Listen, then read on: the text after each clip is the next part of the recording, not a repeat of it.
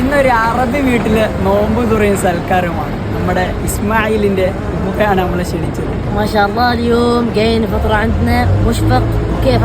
നൊമ്പരത്തിന്റെ കടല് കയറിയ ഞാൻ പള്ളി കവാടങ്ങളിൽ വെച്ചാണ് ത്വാലിബ് എന്നവരെ കണ്ടുമുട്ടിയത്. കൂടെ മകൻ ഇസ്മായിലും. പരിചയപ്പെട്ട ഉടനെ അവർ എന്നെ വീട്ടിലേക്ക് ക്ഷണിച്ചു.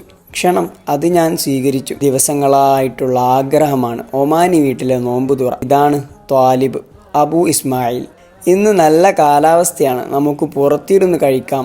വിഭവങ്ങളിൽ എനിക്കേറ്റവും രുചി തോന്നിയത് തമ്രും കൂട്ടാൻ വെച്ചതും തന്നെയാണ്. ഫത്തീറ കിഷും ഫത്തീറ നഖാറക്കും ഹൽവയും ഇവിടുത്തെ തുറകളിലെ സുൽത്താനായ ലുഖൈമത്ത് കാളിയും. നിസ്കാരശേഷം ഒമാനികളെല്ലാം തടിച്ചുകൂടി സ്നേഹം കൈമാറി. പിന്നീട് സ്ലോ കുക്ക് ചെയ്ത മട്ടനും ദീക്കും എണ്ണയില്ലാത്ത നല്ലൊരു തനിമയാർന്ന മന്തിയും. ഒമാനിയെന്നോ മലയാളിയെന്നോ ഇല്ലാതെ 5 പേരും കൈയിട്ട് കഴിച്ചു. ഒപ്പം വീട്ടിലെ കടികളും. ഇതാണ് ഖനീബ, ഉണക്കമീൻ ഉൾപ്പെടുന്ന അറബിലെ പഴഞ്ചനിനം. കഴിഞ്ഞില്ല, എടുത്തു പറയേണ്ട മനം കുളിർപ്പിക്കുന്ന സംസ്കാരങ്ങളുണ്ട് ഇനിയും.